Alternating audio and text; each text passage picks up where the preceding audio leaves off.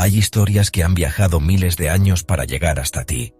Nombres olvidados, decisiones que cambiaron el rumbo de naciones, momentos donde la fe lo era todo, y que hoy siguen hablando, si sabemos escucharlos. En cada historia bíblica hay más que hechos antiguos. Hay un espejo donde mirarnos. Hombres y mujeres que dudaron, cayeron, se levantaron y a veces transformaron la historia. Lo que vivieron ellos puede iluminar lo que vives tú ahora. Aquí tomamos relatos escritos hace siglos y los traemos a nuestro tiempo. Los despojamos del polvo del pasado para descubrir qué significan hoy. Porque su voz no está apagada, sigue resonando para quien busca respuestas. En la Brújula Bíblica contamos historias que pueden cambiar tu forma de ver la fe. Quizá lo que creías se reafirme, o quizá descubras algo que nunca habías imaginado. Lo importante es el viaje que haremos juntos. Si quieres caminar con nosotros en este recorrido por las vidas de Moisés, Esther, Ezequiel, Enoc y tantos más, suscríbete y activa la campanita. Así no te perderás ninguna de nuestras historias. Este es tu lugar para reflexionar, aprender y dejarte inspirar. Porque cada historia es una brújula que puede guiar tu fe o llevarte a descubrir un horizonte nuevo. Bienvenido, bienvenida a la Brújula Bíblica.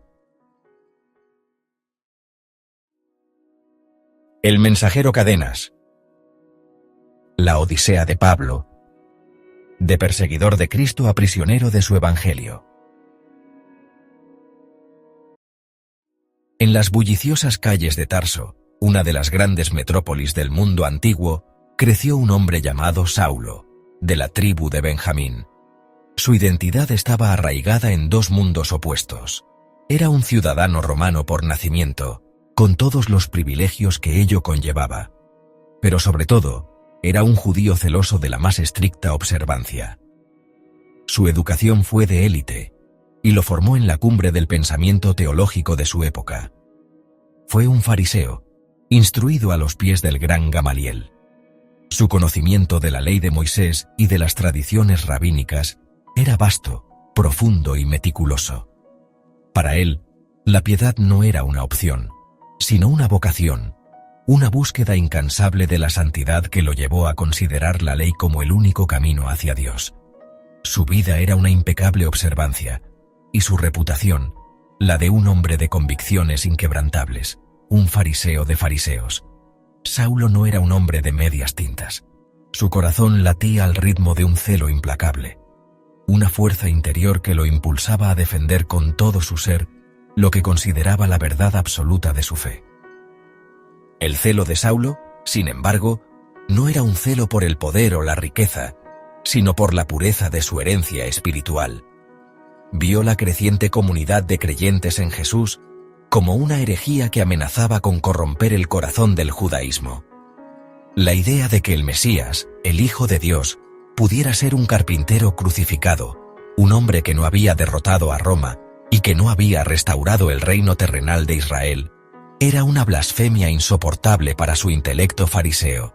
Su celo no le permitía ver más allá del velo de la ley. La promesa de la gracia y el perdón a través de la fe en un Salvador crucificado era un escándalo para su mente, una desviación peligrosa de la verdad que él conocía. Por ello, su odio y su pasión por erradicar este nuevo movimiento no eran actos de maldad, sino de una devoción religiosa profundamente equivocada, una devoción que, en su ceguera, lo llevó a convertirse en el enemigo más peligroso de la Iglesia naciente. En la bulliciosa Jerusalén, el pequeño y tembloroso grupo de creyentes se reunía en las casas, compartiendo el pan y contando las historias de su maestro. La Iglesia, llena de una fe vibrante, estaba creciendo a un ritmo exponencial. Sus apóstoles, hombres sencillos y de poca educación, se habían convertido en poderosos predicadores del Evangelio. La ciudad, que había sido testigo de la crucifixión de Jesús, ahora era testigo del poder de su resurrección. Pero la luz de la fe, que resplandecía en la oscuridad, también atrajo la atención de la élite religiosa. El Sanedrín, la máxima autoridad religiosa de Israel, veía en esta nueva secta una amenaza a su poder, a su autoridad y a su teología. Y en este clima de tensión, un hombre se levantó como el campeón de la tradición y el guardián de la fe ancestral. Ese hombre era Saulo, un fariseo de una devoción tan ardiente que se convirtió en el ejecutor de la furia de las autoridades. El primer capítulo de esta brutal persecución tiene un rostro: Esteban. Lleno del Espíritu Santo y de una sabiduría innegable, Esteban predicó un sermón que desenmascaró el celo sin conocimiento de los líderes religiosos, un sermón que no dejó lugar a dudas de que Jesús era el Mesías. La respuesta no fue un debate teológico, sino una lapidación pública. La turba lo sacó de la ciudad y lo apedreó hasta la muerte. Y en medio de esta escena de violencia, el joven Saulo de Tarso estaba presente, no como un espectador pasivo, sino como un participante activo, cuidando las ropas de los que apedreaban a Esteban. Este acto no fue un simple encargo, sino un símbolo de su aprobación. Saulo no solo fue testigo de la muerte de Esteban, sino que la aprobó, la validó, la bendijo. Este momento fue el punto de inflexión en la vida de Saulo, el preludio de una persecución que sería tan implacable y tan brutal, que se convertiría en el mayor enemigo de la Iglesia naciente. Tras la muerte de Esteban, la persecución se intensificó y se volvió sistemática, con Saulo de Tarso a la cabeza. El texto bíblico nos dice con una sinceridad dolorosa que asolaba la Iglesia, y entrando casa por casa, arrastraba a hombres y mujeres, y los entregaba en la cárcel. Su celo religioso se había convertido en una fuerza destructora, un torbellino de violencia que no hacía distinciones de edad, género o condición social. El fariseo que se creía justo se había convertido en un tirano, un terrorista religioso cuyo nombre era sinónimo de miedo y de muerte. Las iglesias que se habían fundado en la alegría de la resurrección ahora se reunían en las sombras, temiendo la llegada de un hombre que no tenía piedad. Su reputación se extendió por toda Jerusalén y sus alrededores, y su nombre se convirtió en la palabra de moda para la persecución, el dolor y la desesperación. Lo más irónico de Saulo no era su ignorancia, sino su profundo conocimiento de las Escrituras. Él era un hombre que podía citar pasajes de la ley y los profetas con una elocuencia incomparable. Su celo no era el resultado de una falta de estudio, sino de un profundo malentendido. La ironía de Saulo es la ironía de un hombre que tenía la luz de la verdad en sus manos, pero que se negaba a abrir los ojos para verla. El apóstol Pablo, en su carta a los romanos, escribiría más tarde sobre esta ceguera espiritual: porque doy testimonio de ellos de que tienen celo por Dios, pero no conforme a conocimiento. La piedad de Saulo era un celo ciego, un celo que lo llevó a convertirse en el perseguidor de aquel a quien tanto había anhelado. Su conocimiento de la ley, que debería haber sido la brújula de su fe, se había convertido en una espada para herir a los inocentes, en una cadena para aprisionar a los creyentes. A pesar de su éxito en Jerusalén, el celo de Saulo no conocía fronteras. El fuego de su odio no podía ser contenido por los muros de una ciudad. Tras la muerte de Esteban, la persecución se intensificó a tal grado que los creyentes se dispersaron a Judea y Samaria. En un acto de audacia y fanatismo, Saulo decidió seguir a los creyentes más allá de las fronteras de Jerusalén. El texto bíblico nos dice que, aún respirando amenazas y muerte contra los discípulos del Señor, se dirigió al sumo sacerdote para pedir cartas de autoridad, no solo para buscar a los creyentes en Jerusalén, sino para ir a Damasco, una ciudad a más de 200 kilómetros de distancia. La intención de Saulo era clara: erradicar esta herejía donde quiera que se encontrara, sin importar la distancia o el costo. Su misión no era de justicia, sino de exterminio. El viaje de Saulo a Damasco no fue una simple caminata, sino una odisea de odio y de celo. El calor del sol de Oriente Medio, la monotonía del camino, la polvareda que se levantaba bajo sus pies, no eran un impedimento para su misión. Cada paso que daba era un paso de convicción, un paso de fe en su propia justicia. Saulo no iba a Damasco a debatir con los creyentes, no iba a persuadirlos con la razón.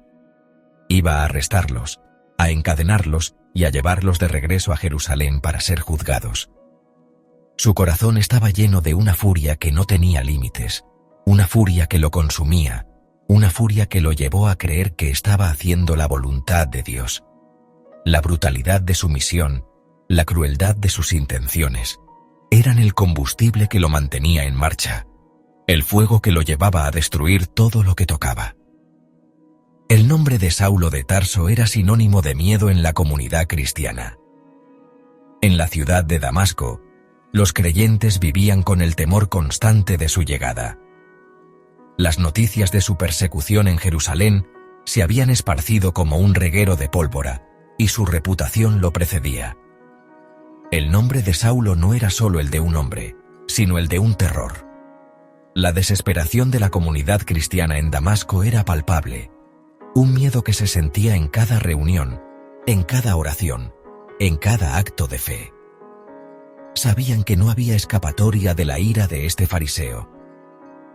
Su persecución no era una amenaza vacía, sino una realidad dolorosa, una realidad que los obligó a vivir en las sombras, a huir de la luz, a esconder su fe. El fariseo implacable se encontraba en el camino a Damasco, a punto de llegar a su destino. Su mente estaba fija en su objetivo, sus manos llevaban las cartas de autoridad, y su corazón latía al ritmo de un celo sin conocimiento. Él, el hombre que pensaba que estaba sirviendo a Dios, estaba a punto de encontrarse con el mismo Jesús al que perseguía. El Hijo del Trueno, que había buscado un reino terrenal, ahora se encontraba en el camino a una revelación que lo transformaría de un perseguidor a un prisionero de su evangelio. La historia de Saulo, el enemigo más temido de la Iglesia, estaba a punto de tomar un giro inesperado, un giro que cambiaría para siempre el curso de su vida y de la historia de la fe. El camino a Damasco era largo y monótono, una serpiente de tierra polvorienta bajo el sol abrasador del desierto. Sin embargo, para Saulo, cada paso era un acto de convicción. Él no sentía el calor, ni el cansancio, ni la monotonía del viaje. Su mente estaba fija en su objetivo, erradicar a los seguidores de El Camino, a los que consideraba una peligrosa secta. Las cartas del sumo sacerdote, el pergamino que portaba como un trofeo de su autoridad, eran el símbolo de su misión. A Saulo no le importaba la distancia, ni la dificultad del viaje. Su celo religioso era un fuego que lo consumía, una fuerza interior que lo impulsaba a la justicia, una justicia que él definía como la erradicación del error. Él, con un grupo de hombres a su lado, se acercaba a la ciudad con la furia de un león, listo para devorar a los creyentes. Su corazón latía con la promesa de una victoria sobre la blasfemia y el desorden. Pero lo que él no sabía era que estaba a punto de encontrarse con el mismo Jesús a quien tanto se esforzaba por destruir, en un encuentro que pulverizaría su mundo y lo transformaría por completo. Cuando ya estaban cerca de Damasco, ocurrió el evento más dramático de su vida, un momento que detuvo el tiempo y el espacio. De repente, una luz del cielo, más resplandeciente que el sol, relampagueó sobre Saulo y sus compañeros. No era la luz cálida del amanecer ni el brillo del mediodía. Era una luz de una intensidad sobrenatural, una luz que no solo cegaba, sino que también revelaba, que no solo quemaba, sino que también purificaba.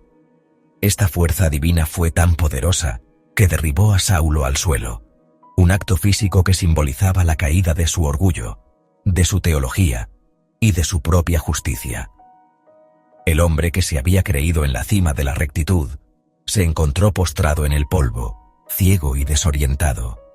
La luz que había iluminado la tierra, que había creado el universo, que había resucitado a Jesús de entre los muertos, ahora se cernía sobre él, despojándolo de toda su fuerza, de toda su convicción, de todo lo que él pensaba que era. Mientras yacía en la tierra, aturdido y ciego, una voz se le dirigió directamente, no en arameo o en griego, sino en su propia lengua, en hebreo, el idioma de su devoción religiosa. La voz le dijo: «Saulo, Saulo, ¿por qué me persigues?». La repetición de su nombre no era un acto de ira, sino de intimidad, una pregunta que no buscaba una respuesta sino una revelación.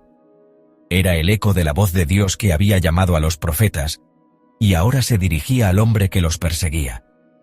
El hombre que se creía el guardián de la ley, que pensaba que estaba sirviendo a Dios, se encontró con una pregunta que lo confrontaba con su propia ceguera espiritual.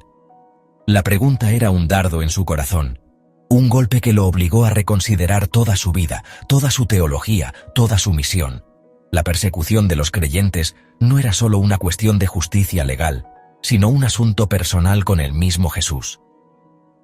La respuesta de Saulo, desde la oscuridad de su ceguera, fue un grito de confusión y de reverencia. «¿Quién eres, Señor?». La palabra Señor en este contexto no era aún una confesión de fe, sino un reconocimiento de que estaba frente a una autoridad superior a cualquier otra que hubiera conocido. La respuesta que recibió, sin embargo, pulverizó su mundo. La voz le dijo: «Yo soy Jesús, a quien tú persigues. Dura cosa te es dar coces contra el aguijón». Este momento fue el clímax de la revelación de Saulo. El hombre que había creído en un Mesías glorioso, en un Mesías que restauraría el reino de Israel, se encontró con un Mesías que había sido crucificado, un Mesías que estaba vivo y glorificado. El perseguidor del cristianismo se dio cuenta de que estaba persiguiendo a Cristo mismo, que cada vez que arrestaba a un creyente, estaba hiriendo a Jesús.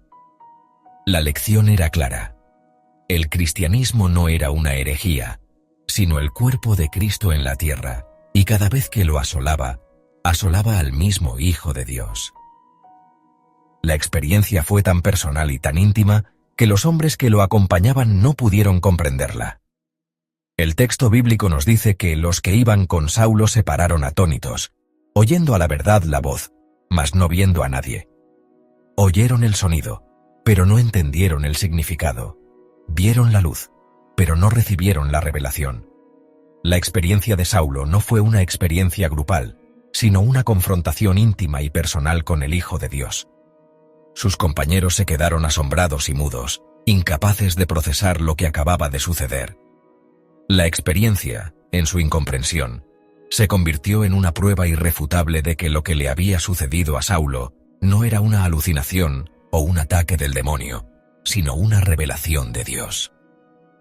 El hombre que había sido un fariseo, el hombre que había confiado en su propia justicia, ahora se encontraba en el camino a Damasco, cegado por la luz de la verdad, solo en el centro de su propia angustia. Tras la confrontación, Saulo se levantó del suelo, pero sus ojos, que antes habían visto con tanta claridad la ley y la tradición, ahora estaban ciegos.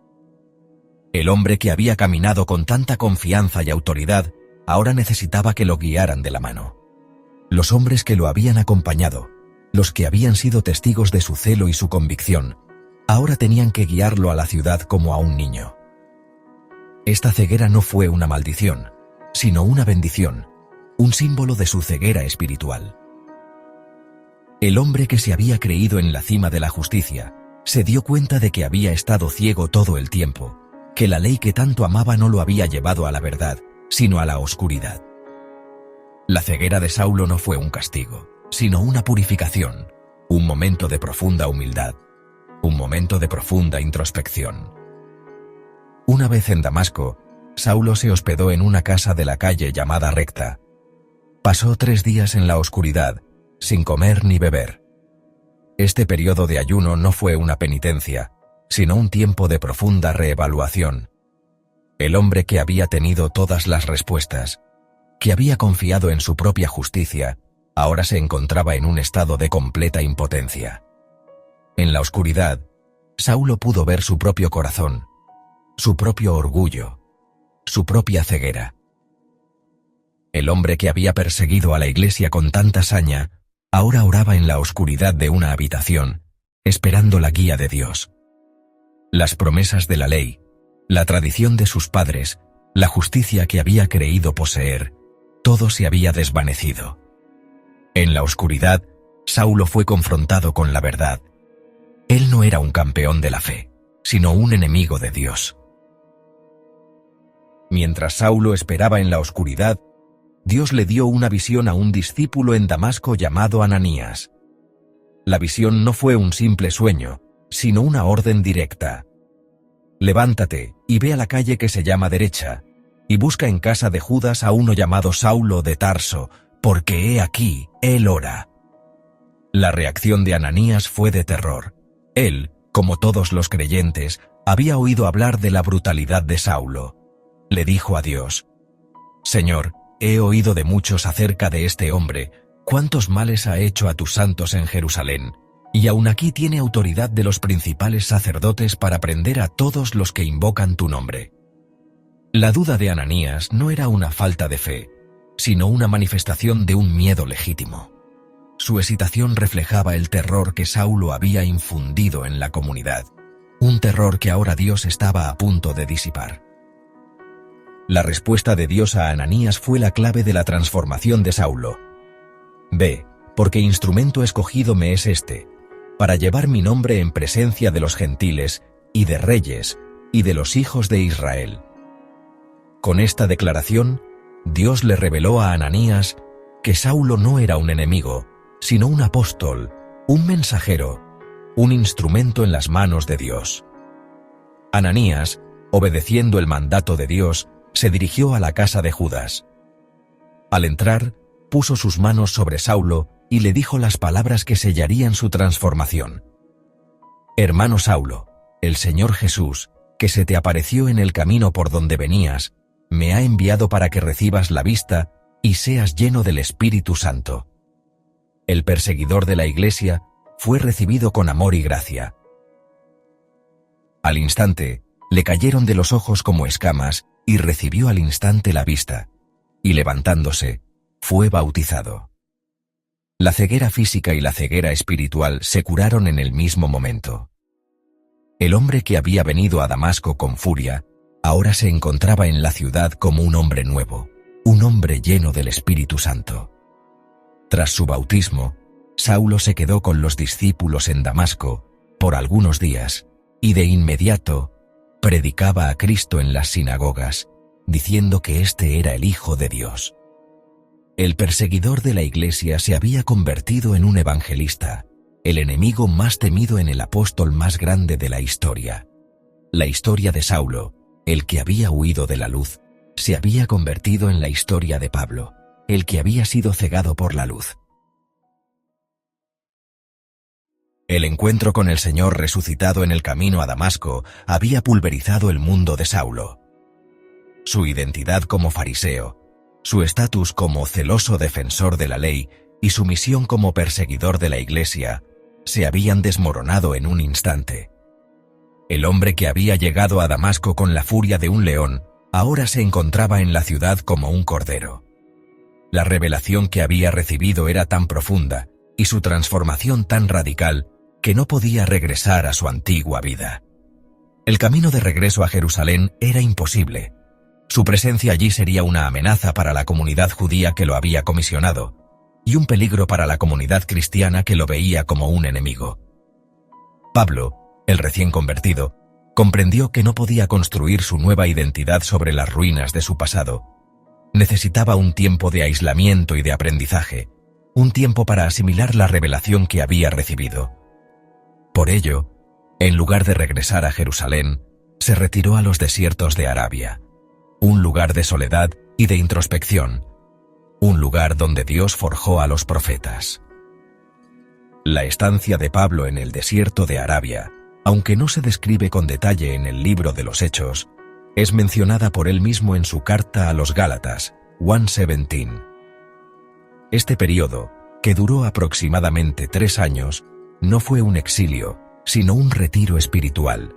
El desierto, en la tradición bíblica, siempre ha sido un lugar de encuentros divinos, un lugar donde Dios se revela a sus siervos. Moisés se encontró con Dios en el desierto, Elías escuchó la voz de Dios en el desierto, e incluso Jesús pasó 40 días en el desierto, preparándose para su ministerio. Para Pablo, el desierto de Arabia se convirtió en su seminario, su escuela teológica, su lugar de revelación. Allí, a solas con Dios, Pablo no solo reflexionó sobre la ley que tanto amaba, sino que también recibió revelaciones del mismo Jesús que lo había confrontado en el camino a Damasco. En el desierto, el celo de Pablo, que una vez fue ciego, se convirtió en una pasión por la verdad. En el desierto de Arabia, Saulo de Tarso, ahora Pablo, no se limitó a memorizar las Escrituras. Él las asimiló. El fariseo que había leído la ley con los ojos de un legalista, ahora la leía con los ojos de un evangelista. El hombre que había creído en la justicia por las obras, ahora comprendía la justicia por la fe. La revelación de que Jesús era el Mesías no era solo un hecho histórico, sino una verdad teológica que lo obligó a reinterpretar todo lo que sabía. En el desierto, Pablo se dio cuenta de que la ley, que había sido su orgullo, no lo había llevado a Dios, sino que lo había condenado. La ley era un tutor que lo había guiado a Cristo, pero ahora que Cristo había llegado, el tutor ya no era necesario. El desierto fue el crisol donde la teología de Pablo, la teología que cambiaría el curso de la historia, comenzó a tomar forma. La soledad del desierto también le permitió a Pablo confrontar su propio pasado. El hombre que había perseguido a la Iglesia con tanta saña, el que había aprobado la muerte de Esteban, ahora tenía que enfrentarse a la realidad de sus actos. El desierto se convirtió en un lugar de profunda introspección, un lugar de arrepentimiento. El fuego de su celo, que una vez fue destructivo, ahora se había purificado en un fuego de amor y de gracia. La persecución, que una vez fue el combustible de su vida, ahora se convirtió en el motor de su ministerio. El hombre que había destruido a la Iglesia, ahora tenía el ardiente deseo de edificarla. La soledad del desierto no fue un exilio, sino una purificación, un tiempo para que el amor de Cristo llenara el vacío que su celo había dejado.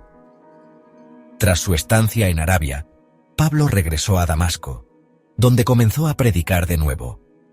Su predicación no era la de un hombre que había memorizado la verdad, sino la de un hombre que la había experimentado. El fariseo que había predicado la ley, ahora predicaba a Cristo crucificado y resucitado. Su testimonio, sin embargo, no fue bien recibido por todos.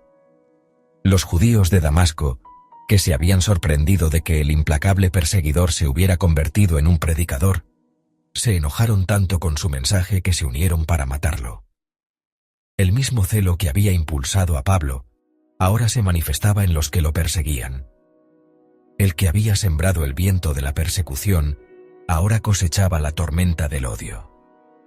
El peligro era tan grande que los discípulos, con la ayuda de algunos creyentes, tuvieron que bajar a Pablo por una ventana en una canasta, escapando de la ciudad en la oscuridad de la noche. A pesar del peligro, el corazón de Pablo estaba lleno de una pasión que no conocía fronteras.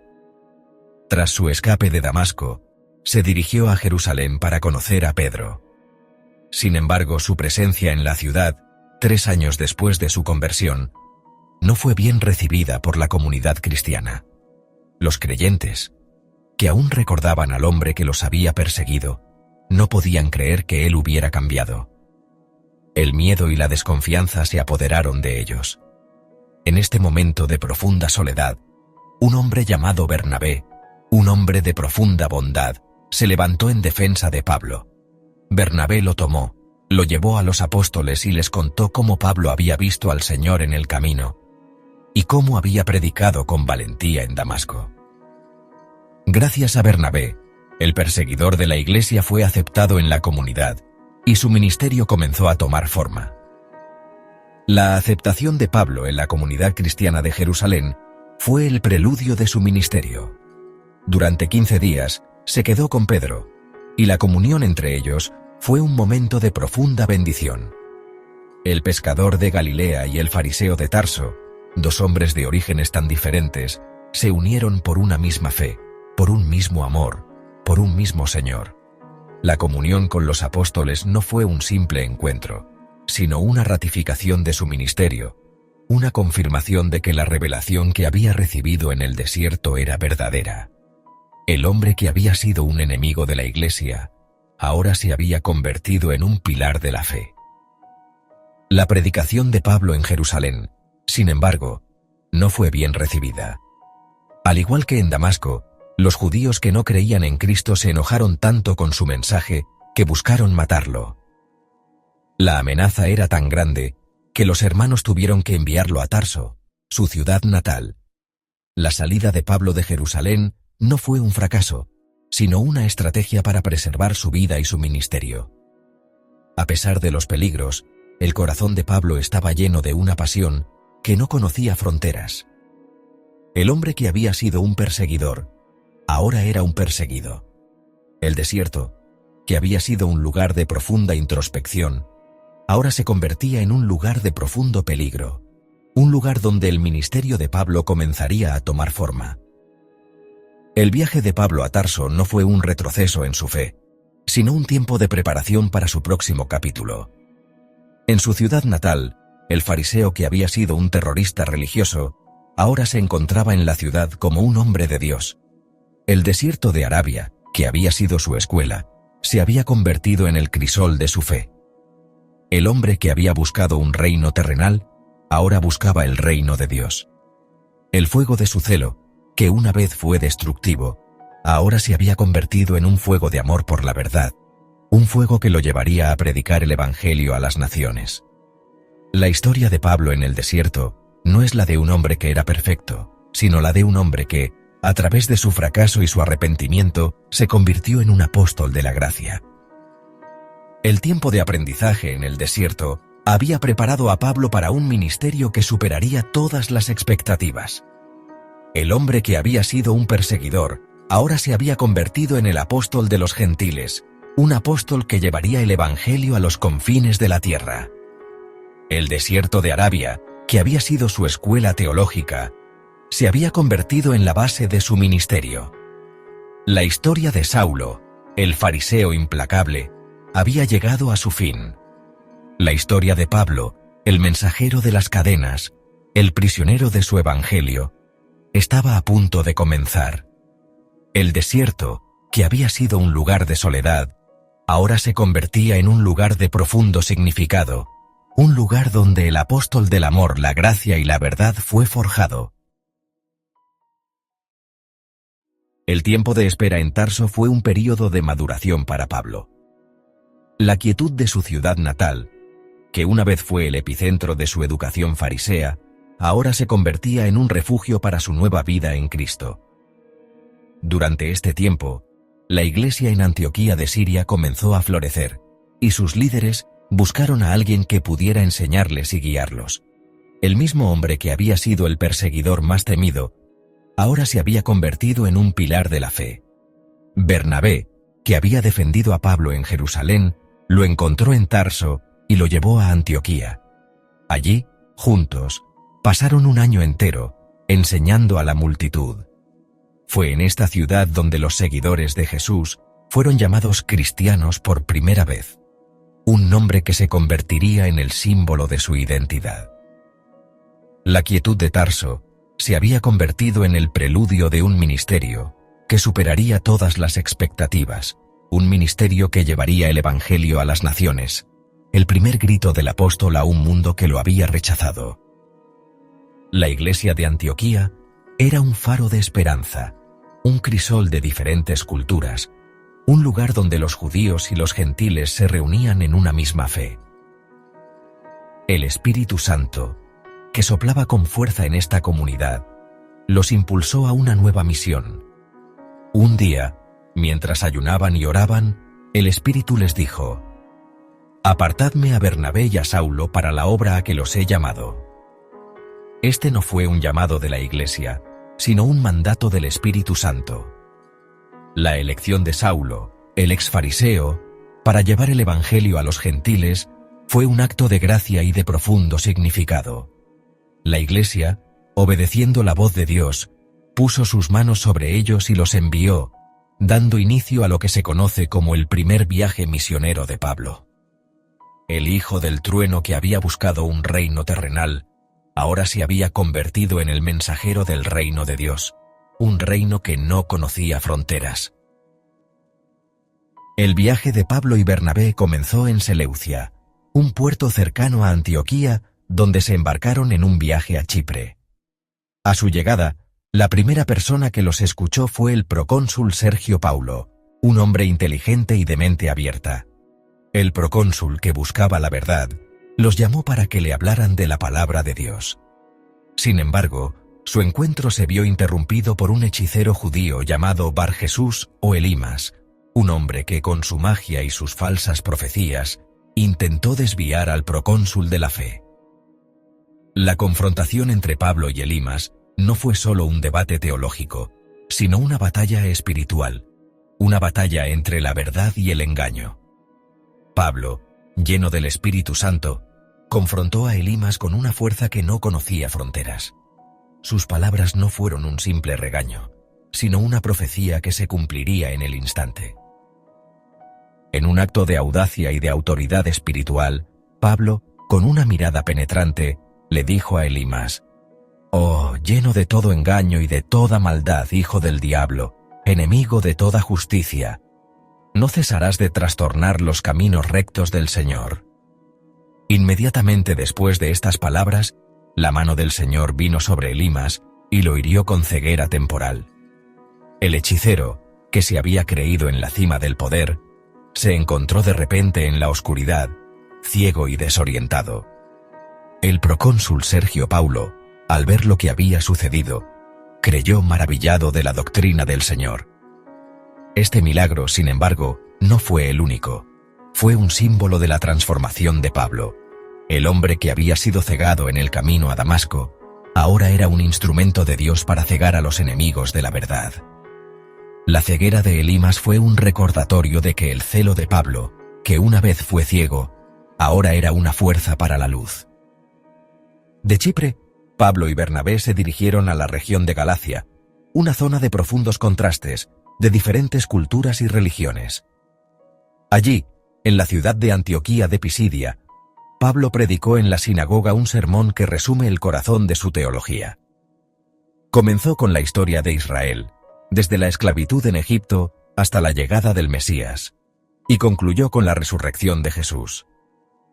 Su mensaje no era el de un legalista, sino el de un evangelista, un mensaje de gracia y de perdón a través de la fe en Cristo. La respuesta de los gentiles fue abrumadora. Su corazón se abrió a la gracia de Dios y a la promesa de la salvación. Los judíos, por otro lado, se llenaron de celos y de envidia, y se opusieron a su mensaje. La confrontación entre Pablo y los judíos no fue una simple discusión, sino una batalla por la verdad. En medio de la confrontación con los judíos de la sinagoga, Pablo y Bernabé, con una audacia que no conocía fronteras, les dijeron: «A vosotros a la verdad era necesario que se os hablase primero la palabra de Dios, mas puesto que la rechazáis y no os juzgáis dignos de la vida eterna, he aquí, nos volvemos a los gentiles». Esta declaración fue un punto de inflexión en la historia de la fe, el primer grito a las naciones, la primera vez que un apóstol declaró abiertamente que el Evangelio no era solo para el pueblo de Israel, sino para el mundo entero. Los gentiles, que se habían sentido excluidos de la promesa de Dios, ahora eran invitados a la mesa. La predicación de Pablo, que había comenzado en la sinagoga, ahora se había extendido a las naciones, a los gentiles, a los que no conocían a Dios. El Evangelio, que una vez fue un secreto para un pequeño grupo de creyentes, se había convertido en un mensaje para el mundo. El primer viaje misionero de Pablo y Bernabé no fue un paseo por el parque. Tuvieron que enfrentar persecución, rechazo y peligro. En Iconio, los judíos y los gentiles se unieron para apedrearlos. En Listra, Pablo sanó a un hombre cojo de nacimiento, un milagro que llevó a la gente a creer que eran dioses, lo que los obligó a huir. El celo de los judíos, sin embargo, lo siguió hasta Listra, donde apedrearon a Pablo, lo arrastraron fuera de la ciudad y lo dieron por muerto. Este acto de violencia, sin embargo, no fue el final de su ministerio, sino un preludio de su fortaleza. Mientras los discípulos se reunían a su alrededor, Pablo se levantó, regresó a la ciudad y continuó su predicación. La persecución, que una vez fue el combustible de su vida, ahora se había convertido en el motor de su ministerio. El viaje de Pablo y Bernabé terminó con un regreso a Antioquía, pero su misión no había terminado. El primer grito a las naciones había sido escuchado, y el eco de su predicación resonaría en los confines de la tierra. Tras el viaje, Pablo y Bernabé regresaron a la iglesia de Antioquía, donde se reunieron con los creyentes y les contaron todas las cosas que Dios había hecho con ellos y cómo había abierto la puerta de la fe a los gentiles. La iglesia, que los había enviado, ahora celebraba su regreso y el éxito de su ministerio. El primer viaje misionero de Pablo fue un momento de profunda transformación, un momento en el que el Hijo del Trueno se convirtió en el apóstol de los gentiles, el mensajero de un evangelio que no conocía fronteras. La historia del primer viaje misionero de Pablo es un testimonio de la gracia de Dios, una gracia que lo había transformado de un perseguidor a un prisionero de su evangelio. El hombre que había odiado a los gentiles ahora se había convertido en el apóstol de los gentiles. El celo de Pablo, que una vez fue ciego, ahora se había convertido en una pasión por la verdad, una pasión que lo llevó a predicar el evangelio a los confines de la tierra. La historia del primer viaje misionero de Pablo es un recordatorio de que la fe no es un camino de perfección, sino un camino de gracia, un camino de amor. El trueno en su corazón se había convertido en el susurro del amor, el susurro de la verdad, el susurro de la gracia, un susurro que resonaría en la historia de la Iglesia para siempre. El primer grito a las naciones fue un preludio de lo que vendría. La audacia de Pablo en Chipre, su predicación en Antioquía de Pisidia y su supervivencia en Listra fueron un testimonio de la gracia de Dios y de su poder. El hombre que había sido un enemigo de la Iglesia, ahora se había convertido en un pilar de la fe. El primer viaje misionero de Pablo no fue solo un viaje geográfico, sino un viaje espiritual, un viaje que lo transformaría de un fariseo de Tarso a un apóstol de los gentiles, un apóstol que llevaría el evangelio a los confines de la tierra. La historia de Pablo, el mensajero de las cadenas, el prisionero de su evangelio, estaba a punto de tomar un nuevo giro. El éxito de Pablo y Bernabé en su primer viaje misionero trajo consigo una de las primeras y más profundas crisis teológicas de la Iglesia. A medida que el evangelio se extendía a los gentiles, un grupo de creyentes de origen judío, conocidos como los judaizantes, viajó a Antioquía y comenzó a enseñar que, para ser salvos, los gentiles debían circuncidarse y obedecer la ley de Moisés. Este mensaje, que mezclaba la gracia con las obras, era una amenaza directa a la esencia del evangelio. La salvación, que Pablo predicaba como un regalo gratuito a través de la fe en Cristo, se estaba convirtiendo en un logro humano, una recompensa por la obediencia a la ley. La controversia se volvió tan intensa que, para resolver el conflicto, la iglesia de Antioquía decidió enviar a Pablo y Bernabé a Jerusalén para consultar a los apóstoles y ancianos. Este viaje no fue una simple visita, sino un desafío a la autoridad de los líderes de la iglesia primitiva. Un desafío que cambiaría el curso de la historia de la fe para siempre. El Concilio de Jerusalén, un momento decisivo en la historia de la iglesia, se llevó a cabo para responder a la pregunta fundamental: ¿es la salvación por la gracia o por las obras? La reunión, que se describe en el capítulo 15 del libro de los Hechos, fue un momento de profunda discusión y debate. Los judaizantes, con un celo inquebrantable, argumentaron que la circuncisión y la observancia de la ley de Moisés eran indispensables para la salvación. Pablo y Bernabé, por otro lado, compartieron su experiencia en el campo misionero, contaron cómo Dios había abierto la puerta de la fe a los gentiles y cómo el Espíritu Santo había obrado milagros entre ellos sin la necesidad de la circuncisión. La fe, no la ley, era la llave para el reino de Dios. La confrontación no era entre dos facciones, sino entre dos evangelios, y en el corazón de la controversia, estaba el mismo mensaje de la cruz. Tras la presentación de Pablo y Bernabé, Pedro, el líder de los apóstoles, se levantó para dar su testimonio. Recordó a los presentes cómo Dios lo había usado para predicar el Evangelio a los gentiles en la casa de Cornelio, y cómo el Espíritu Santo había descendido sobre ellos, al igual que sobre los judíos, sin la necesidad de la circuncisión. Su conclusión fue clara y contundente. ¿Por qué tentáis a Dios poniendo sobre la cerviz de los discípulos un yugo que ni nuestros padres ni nosotros hemos podido llevar? Pedro, que en un principio había dudado en comer con los gentiles, ahora se había convertido en el campeón de la gracia. Su testimonio, que venía de una experiencia personal con el amor de Dios, era un argumento irrefutable a favor de la salvación por la fe. El clímax del concilio llegó con la intervención de Jacobo, el hermano de Jesús y el líder de la Iglesia de Jerusalén. Con una sabiduría que superaba el debate, se levantó para dar su veredicto. No se limitó a repetir los argumentos de Pedro o de Pablo, sino que los unió con las Escrituras, citando al profeta Amós. Jacobo demostró que la inclusión de los gentiles en el pueblo de Dios no era una innovación, sino una profecía que se había cumplido. Su veredicto fue claro: no se debía molestar a los que de los gentiles se convierten a Dios, sino que debían abstenerse de la inmundicia de los ídolos, de la fornicación, de lo estrangulado y de la sangre.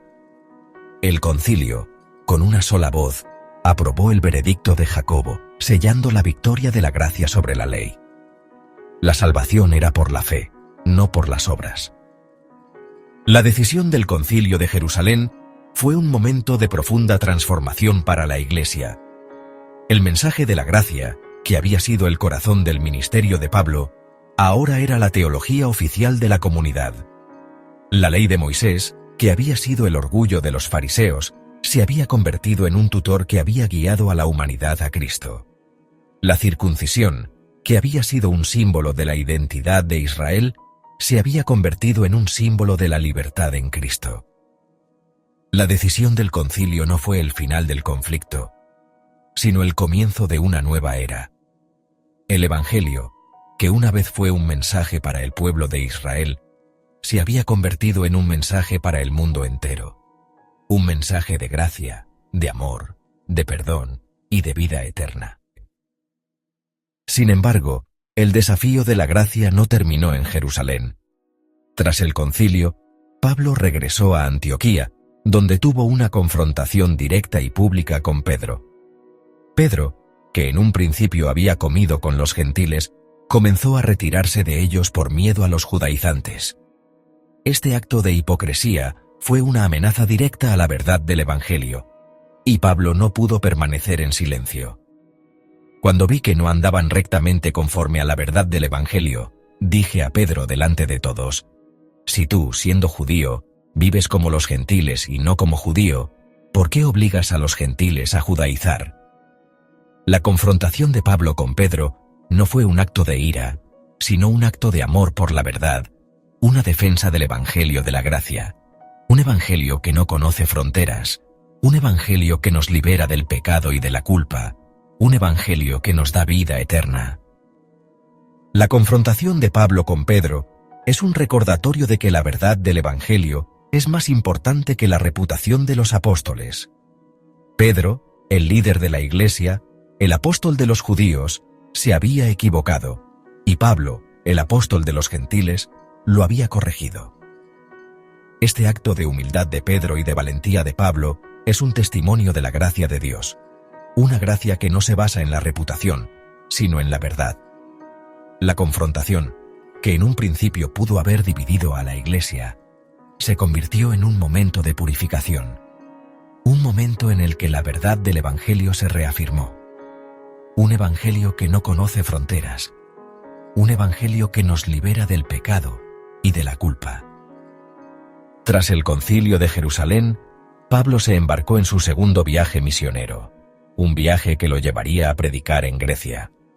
La decisión de Dios de usar a un ex fariseo para llevar el Evangelio a los gentiles, un Evangelio que era una afrenta a todo lo que él había creído, fue un acto de gracia y de profundo significado.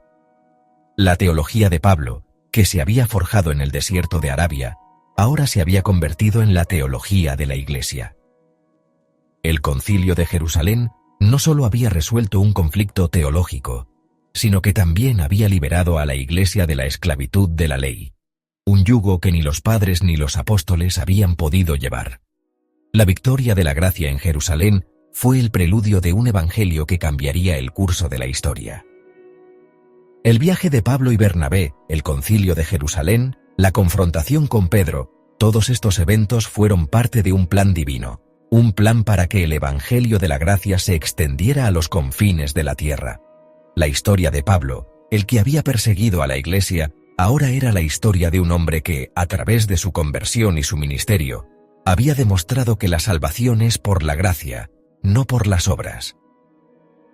El hijo del trueno que había buscado un reino terrenal, ahora se había convertido en el mensajero del reino de Dios. Un reino que no conoce fronteras, un reino que nos da vida eterna. La historia de Pablo en el Concilio de Jerusalén es un recordatorio de que la fe no es un camino de perfección, sino un camino de gracia, un camino de amor. El legado del Concilio de Jerusalén es el legado de la gracia. La decisión de la Iglesia de no imponer la ley de Moisés a los gentiles fue un momento de profunda liberación, un momento en el que el Evangelio de Cristo se convirtió en el único camino a la salvación. La historia de Pablo, el que había defendido la ley con tanto celo, ahora era la historia de un hombre que había demostrado que la ley era un tutor, no un salvador. El celo de Pablo, que una vez fue ciego, ahora se había convertido en una pasión por la gracia, una pasión que lo llevaría a predicar el Evangelio a los confines de la tierra.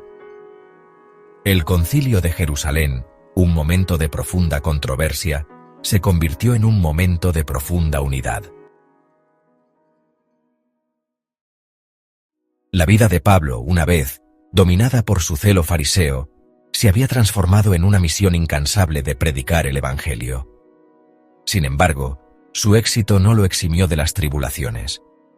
En Jerusalén, una conspiración en su contra lo llevó a ser arrestado por los romanos. Durante años, fue un prisionero político, trasladado de una corte a otra, defendiendo su fe ante gobernadores como Félix y Festo, e incluso ante el rey Agripa. Aunque su inocencia era evidente, las intrigas y el odio de sus enemigos lo mantuvieron encadenado. En un giro del destino, Pablo, como ciudadano romano, ejerció su derecho a apelar al César, lo que lo obligó a emprender un viaje que no había planeado, pero que Dios había orquestado. Este no era un viaje de predicación, sino un transporte de prisionero, un viaje que lo llevaría a Roma, el corazón del imperio, y que lo pondría en el centro de uno de los naufragios más dramáticos y significativos de la historia bíblica, un viaje que lo prepararía para su misión más grande.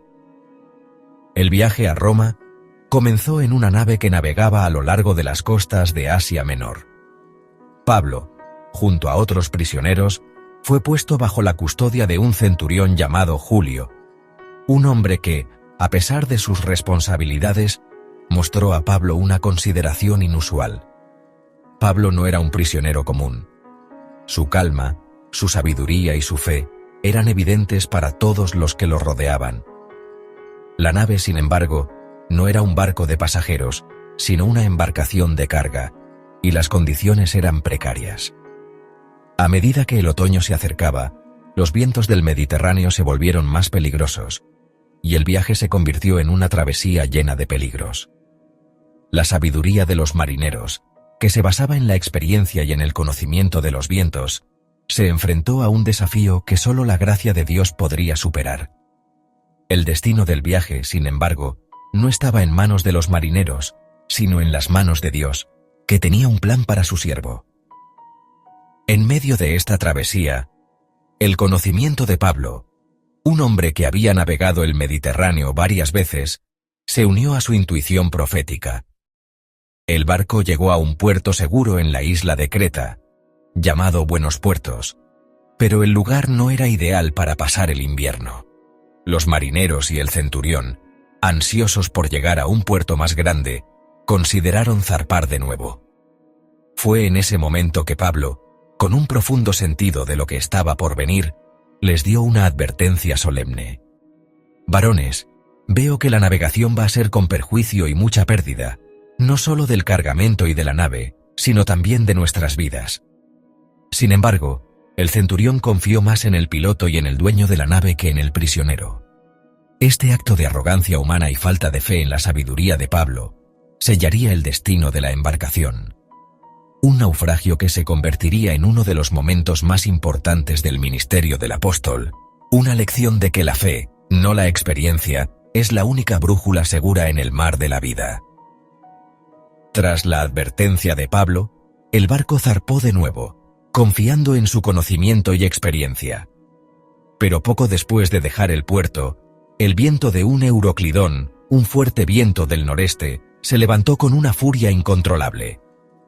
El barco, que una vez fue el símbolo de la confianza humana, se convirtió en un juguete de la naturaleza. Los marineros perdieron el control, y el barco fue arrastrado por el viento, impotente ante la fuerza del huracán. La tempestad fue tan violenta que tuvieron que amarrar el esquife, una pequeña embarcación de salvamento, y usar cuerdas para reforzar el casco de la nave. La furia del mar y la desesperación de los hombres se unieron en un torbellino de pánico. El cielo, que una vez había sido un faro para los marineros, se había oscurecido, y el sol, que una vez fue un recordatorio de la esperanza, se había desvanecido. El mar se había convertido en un símbolo de la muerte, y la nave, en una tumba flotante. La tormenta continuó durante muchos días. El sol y las estrellas se habían escondido, y los marineros, desesperados por sobrevivir, arrojaron el cargamento de trigo al mar. El sonido del viento, el rugido del mar y el crujido de la nave se convirtieron en la banda sonora de la desesperación. El miedo, que una vez fue una emoción, ahora era un sentimiento constante que llenaba el corazón de cada hombre a bordo. La tripulación y los pasajeros, sin comer ni beber, se encontraban al borde de la desesperación. El final parecía inevitable, y la única certeza que tenían era la de la muerte. En este momento de profunda desesperación, el barco, que una vez fue un símbolo de la esperanza, se había convertido en un símbolo de la derrota humana, una derrota que solo la gracia de Dios podría superar. Fue en este momento de total desesperanza que Pablo, el prisionero, se levantó en medio de ellos. Su voz, tranquila y segura, era un contraste con el ruido de la tormenta. Les dijo: «Ahora os exhorto a tener buen ánimo, pues no habrá ninguna pérdida de vida entre vosotros, sino solamente de la nave». Y para reafirmar sus palabras, les dio una revelación de Dios. Les dijo que un ángel del Señor, el Dios a quien él servía, había estado con él esa noche, y le había dicho: «No temas, Pablo, es necesario que comparezcas ante el César, y he aquí, Dios te ha concedido todos los que navegan contigo». Esta no fue una simple promesa de salvación, sino una declaración de la providencia de Dios. El hombre que había sido un prisionero, ahora era el mensajero de la esperanza. El naufragio, que una vez fue el símbolo de la derrota, se había convertido en el símbolo de la victoria. La fe de Pablo no se limitó a una revelación. En un acto de profunda compasión y liderazgo, se dirigió a todos los hombres a bordo y les dijo que debían comer para fortalecerse. A pesar de que la muerte los acechaba, Pablo sabía que la vida que venía después era más importante. En un momento de profunda intimidad, tomó el pan, dio gracias a Dios en presencia de todos, lo partió y se lo comió. El acto de dar gracias y de compartir el pan en medio de una tormenta de muerte fue un acto de profunda fe, un acto de profunda esperanza. Los hombres que se habían rendido a la desesperación se llenaron de esperanza y de una nueva fuerza. El pan, que una vez fue un símbolo de la vida, se había convertido en un símbolo de la fe, un recordatorio de que la vida, incluso en el momento de la muerte, es una bendición de Dios. Tras varios días, el barco finalmente se acercó a tierra, Pero los marineros, que en su desesperación intentaron escapar en el esquife, fueron detenidos por Pablo. Les dijo al centurión y a los soldados: «Si estos no permanecen en la nave, vosotros no podéis salvaros». Obedeciendo a Pablo, los soldados cortaron las cuerdas del esquife y lo soltaron en el mar. Al amanecer, los marineros vieron una bahía con una playa, pero no pudieron llegar a ella. La nave encalló en un arrecife y la proa quedó inmóvil, mientras que la popa era golpeada por la violencia de las olas, rompiendo la nave. Los soldados, que temían que los prisioneros escaparan, decidieron matarlos. Pero el centurión, que había sido tocado por la fe y la sabiduría de Pablo, lo impidió. Les ordenó a todos que nadaran a la orilla, y si no podían, que se aferraran a los restos de la nave, salvando así la vida de todos. Todos, los 276 hombres a bordo, llegaron a salvo a la isla de Malta. Exhaustos, mojados y desorientados, encontraron un refugio en los habitantes de la isla, que les mostraron una hospitalidad inusual. Los malteses, que no los conocían, encendieron una fogata para calentarlos. Y en medio de esta escena de profunda solidaridad, un suceso asombroso tuvo lugar. Mientras Pablo recogía leña para el fuego, una serpiente venenosa se le aferró a la mano. Un suceso que, en la cultura de la época, era un símbolo de la ira de los dioses. Los malteses, al verlo, pensaron que Pablo era un asesino que pagaba por su crimen. Pero Pablo, sin temor, sacudió la serpiente al fuego, y no le pasó nada. Este milagro, que los malteses interpretaron como una señal de que Pablo era un dios, fue un testimonio de la gracia de Dios, una gracia que lo había protegido de la muerte y que lo había preparado para su misión más grande. El naufragio en Malta no fue el final del camino para Pablo, sino el comienzo de un nuevo capítulo. La fe que había sobrevivido a la tormenta, ahora se enfrentaba a nuevos desafíos en tierra. El hombre que había sido un prisionero, ahora era un milagro viviente, un testimonio de la gracia de Dios. El naufragio, que en un principio fue un símbolo de la derrota, se había convertido en un símbolo de la victoria, una victoria de la fe sobre la desesperación, una victoria de la esperanza sobre el miedo. La historia de Pablo en el naufragio es un recordatorio de que la vida de un creyente no es un camino de perfección, sino un camino de gracia, un camino de amor, un camino de esperanza. El trueno en el corazón de Pablo, que una vez fue ciego, se había convertido en un fuego de amor, un fuego que lo llevaría a predicar el Evangelio a los confines de la tierra.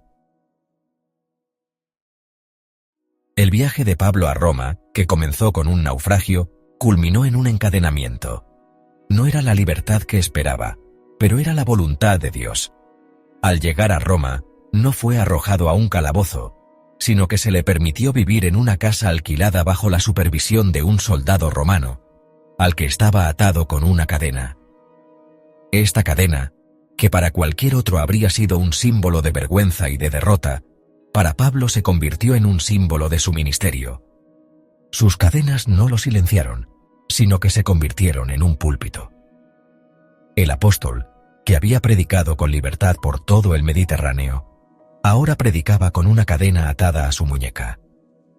Su encarcelamiento en Roma, que en un principio parecía un fracaso, se convirtió en el escenario de su misión más grande, un escenario desde donde su evangelio se extendió a los confines del imperio. En su casa de alquiler en Roma, Pablo recibió a todos los que querían escucharlo.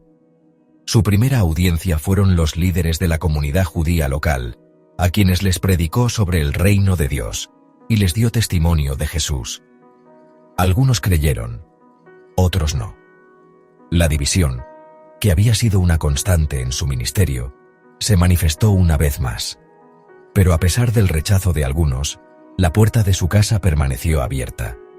Los soldados que lo vigilaban, los creyentes que lo visitaban, los que buscaban la verdad, todos eran bienvenidos. El apóstol, que había sido un fariseo que perseguía a la iglesia, ahora se había convertido en un prisionero de su evangelio. un prisionero que con amor y con gracia predicaba el mensaje de Cristo a todos los que se acercaban. La prisión de Pablo en Roma no solo fue un lugar de predicación, sino también un lugar de profunda producción teológica. Fue durante este encarcelamiento, que se conoce como su primer arresto domiciliario, que Pablo escribió algunas de sus cartas más profundas y poderosas, las que se conocen como las epístolas de la prisión. Filipenses, Efesios, Colosenses y Filemón fueron escritas con una pluma que, aunque limitada por una cadena, estaba libre en el espíritu. Su pluma, que una vez fue una espada de persecución, ahora se había convertido en un instrumento de gracia, una herramienta para edificar a la Iglesia. Sus palabras, que una vez fueron de ira y de celo ciego, ahora eran de amor, de esperanza, de gracia y de fe. La carta a los Filipenses, por ejemplo, es un testimonio de la alegría de Pablo, una alegría que superaba su encarcelamiento. Les escribe: «Gozaos en el Señor siempre. Otra vez digo, gozaos». El apóstol, que estaba en prisión, exhortaba a una iglesia a la alegría. Su alegría no era una emoción superficial, sino un fruto del Espíritu, una alegría que provenía de su profunda comunión con Cristo. A través de sus cadenas, Pablo les recordaba a los creyentes que el sufrimiento por causa del Evangelio no es un fracaso, sino una oportunidad para compartir la alegría de Cristo. Su prisión, que en un principio parecía un lugar de derrota, se convirtió en un lugar de victoria. Un lugar donde su fe y su alegría no se debilitaron, sino que se fortalecieron. En la carta a los Efesios, Pablo les revela la grandeza del plan de Dios para la Iglesia. Les habla de la predestinación, de la redención, de la adopción y de la gracia, y les exhorta a vivir en unidad. Sus palabras no son las de un hombre que está en prisión, sino las de un teólogo que ha visto la eternidad, un apóstol que ha recibido la revelación del misterio de Cristo. Su pluma, que una vez fue una herramienta para la persecución, ahora se había convertido en una herramienta para la edificación. La Iglesia, que una vez fue el enemigo de Pablo, ahora era su amada, su esposa, su cuerpo, un cuerpo que él, con sus cadenas, se esforzaba por edificar y fortalecer. La carta a los Colosenses es un recordatorio de la supremacía de Cristo. Pablo, en su prisión, confrontó las herejías que se habían infiltrado en la iglesia de Colosas, herejías que rebajaban la divinidad de Cristo y que promovían una fe basada en el ascetismo y en la filosofía humana. Les escribe: «Porque en él habita corporalmente toda la plenitud de la deidad». Sus palabras no eran las de un prisionero, sino las de un defensor de la fe, un apóstol que con su pluma y con su vida defendía la verdad de Cristo, una verdad que no conoce fronteras, una verdad que nos libera del pecado y de la culpa. Su prisión, que en un principio parecía un lugar de derrota, se había convertido en un lugar de victoria, un lugar donde su fe y su teología no se debilitaron, sino que se fortalecieron. La carta a Filemón es un testimonio de la gracia de Pablo en la práctica. Escribió a un creyente en Colosas llamado Filemón, pidiéndole que perdonara a su esclavo fugitivo, Onésimo. La carta no era una orden, sino una súplica, una invitación a la gracia, un recordatorio de que el amor de Cristo, que nos había liberado de la esclavitud del pecado, nos obligaba a perdonar a los que nos habían ofendido. Pablo, en sus cadenas, se convirtió en un defensor de la libertad, un apóstol que con su pluma y con su vida defendía la dignidad de cada ser humano, un ser humano que había sido creado a la imagen de Dios, un ser humano que tenía derecho a la gracia y al perdón. El primer arresto domiciliario de Pablo terminó con su liberación. Aunque el texto bíblico no nos da los detalles, la tradición nos dice que el César lo encontró inocente y lo liberó. Tras su liberación, Pablo, un hombre de edad avanzada, se embarcó en un nuevo viaje, un viaje a España, un viaje que lo llevaría a predicar en los confines de la tierra. Su primer encarcelamiento no había sido un fracaso, sino una preparación para su ministerio más grande. La pluma del apóstol, que una vez fue una espada de persecución, ahora se había convertido en un instrumento de gracia, una herramienta para edificar a la Iglesia. La historia de Pablo en la prisión no es la de un hombre que era perfecto, sino la de un hombre que, a través de su fracaso y su arrepentimiento, se convirtió en un apóstol de la gracia. Las cadenas y la pluma del apóstol, dos símbolos tan opuestos, se unieron en un mismo propósito: predicar el Evangelio de la gracia. Las cadenas, que una vez fueron un símbolo de su fracaso, se habían convertido en un símbolo de su ministerio. La pluma, que una vez fue una espada de persecución, ahora se había convertido en un instrumento de gracia. La historia de Pablo en la prisión no es la de un hombre que era perfecto, sino la de un hombre que, a través de su fracaso y su arrepentimiento, se convirtió en un apóstol de la gracia. Un apóstol que con su pluma y con sus cadenas llevó el Evangelio a los confines del imperio.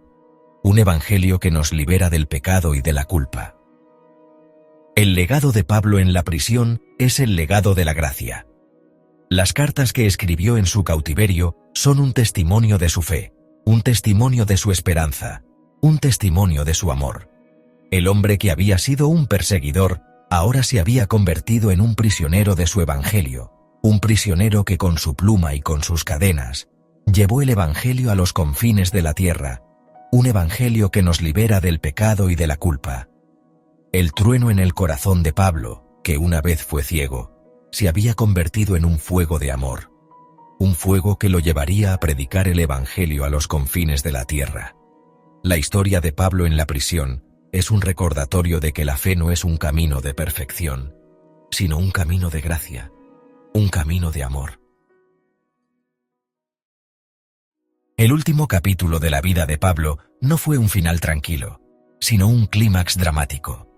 Después de su liberación de la primera prisión romana, continuó su incansable labor misionera, visitando iglesias y predicando el Evangelio en nuevas tierras. Pero la creciente persecución bajo el emperador Nerón y la inestabilidad política del imperio cambiaron el panorama.